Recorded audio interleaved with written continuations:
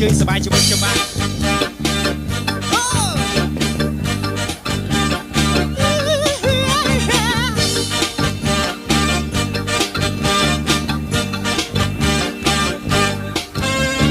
មើលនេះណែខ្ញុំងងប្រាប់ត្រង់ថាបងមិនណែសប្បាយដើរលេងយយលុយក៏ចាយបងសង្ស័យថាអូនមានថ្មីហើយណា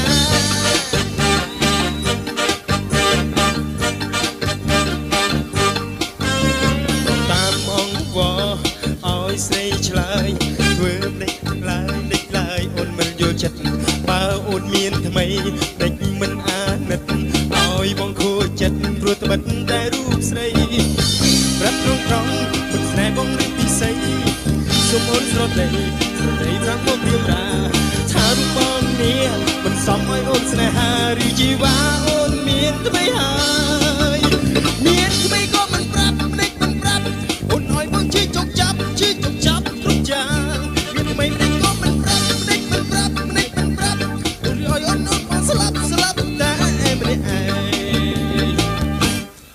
អូចា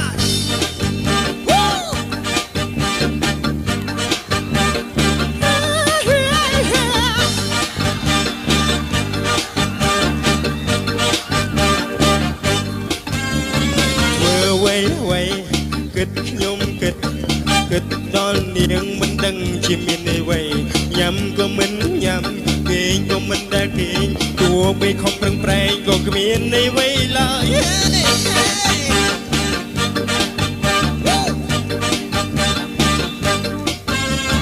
តាមអង្គវ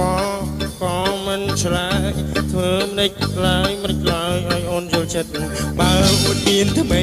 ដេចមិនអាណិតឲ្យបងខូចចិត្តព្រោះត្បិតតែរូបស្រីប្រាប់ត្រង់មិនស្នេហ៍បងឬពិសេសសូមអូនស្រដីប្រាប់មករៀបរាថារូបបងនេះមិនសមឲ្យអូនស្នេហាឬជីវ៉ាអូនមានថ្មីហើយមានថ្មីក៏មិនប្រាប់មិនប្រាប់អូនឲ្យបងជិះចុកចាប់គ្រប់យ៉ាង